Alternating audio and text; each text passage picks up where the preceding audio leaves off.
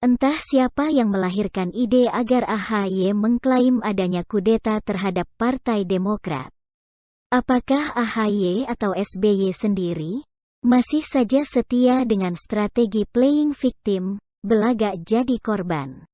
Sebuah strategi yang sudah tidak bisa lagi dipakai oleh Partai Demokrat. Gimana mau pakai itu? Wong kadernya banyak terlibat korupsi ketika SBY masih jadi presiden. Itu pun perkara korupsi masih banyak yang belum kelar. Masih ada kasus Jiwasraya dan Asabri, yang diduga dimulai dari era SBY juga. Halah, alih-alih dianggap jadi korban, publik justru menertawakan dan mencemooh AHY. Yang bermasalah internal partai kok menyeret-nyeret Presiden Jokowi untuk klarifikasi. Ini pun dicuekin sama Presiden Jokowi. Muldoko yang disebut terlibat dalam soal kudeta ini malah mendapat simpati publik. Dari sini sudah kelihatan, strategi AHY gagal. Malah soal Kongres Luar Biasa, KLB, yang sudah dipahami publik sebagai mekanisme normal sesuai ADART Partai Demokrat, makin nyata. Para senior dan pendiri Partai Demokrat pun dengan belak-belakan bicara di depan media. Bikin AHY dan SBY makin gosong. Ada dua politisi senior yang malah mengungkap hal sebaliknya, yakni HM Darmizal MS. Mantan Wakil Komisi Dewan Pengawas DPP sekaligus pendiri Partai Demokrat. Dan Max Sopakua, salah satu pendiri dan deklarator Partai Demokrat. Mereka berdua malah memaparkan bagaimana pihak SBY mengambil alih alias mengkudeta Partai Demokrat. Dari partai yang didirikan sebagai partai modern dan terbuka, menjadi partai dinasti.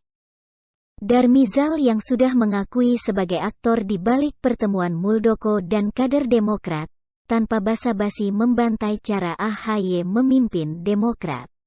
Dilansir sindonews.com, Darmizal menyebut AHY sebagai ketua umum yang masih sangat mentah dan gerasa-gerusu dalam bertindak. Lalu terungkaplah borok lama SBY. SBY lah yang sesungguhnya telah melakukan kudeta atau pengambilalihan Partai Demokrat dengan segala cara. Pada saat KLB di Surabaya, SBY berjanji hanya untuk meneruskan sisa kepemimpinan Anas Urbaningrum sampai 2015. Pada Kongres Partai Demokrat tahun 2015 di Surabaya, SBY mengingkari janjinya dan muncul sebagai calon tunggal, ujarnya. Merujuk pada sejarah Demokrat, Darmizal menyebut pada 2003, Ibu Ani Yudhoyono, almarhumah, bergabung sebagai wakil ketua umum. SBY kemudian masuk menjadi capres dari Demokrat. Padahal sebelumnya SBY tidak pernah mengunjungi Partai Demokrat. Darmizal menyebut soal Kongres kelima Partai Demokrat yang dipaksakan digelar ketika negara ini sudah dilanda pandemi, pada pertengahan Maret tahun 2020. Kongres dipaksakan untuk mewariskan jabatan ketua umum dari Bapak ke putra mahkota. Menyuruh keluar ruang sidang semua peserta Kongres yang punya hak bicara. Tidak mengesahkan keputusan sebagaimana mestinya, antara lain, jadwal acara, tata tertib, pembahasan ADART, pembahasan program kerja dan laporan pertanggungjawaban SBY Ketua Umum sebelumnya. Namun langsung mendeklarasi AHY menjadi Ketua Umum oleh Ketua-Ketua DPD.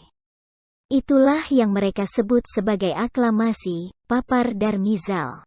Mengungkap bahwa Kongres berlangsung tanpa memenuhi tata cara yang benar.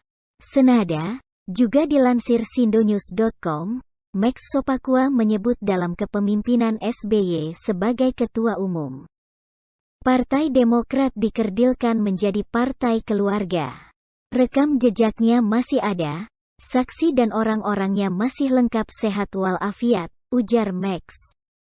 Menegaskan apa yang dia katakan layak dipercayai publik. Dulu Demokrat sangat terbuka menerima berbagai pimpinan daerah yang masuk dan menjadi ketua DPD maupun DPC.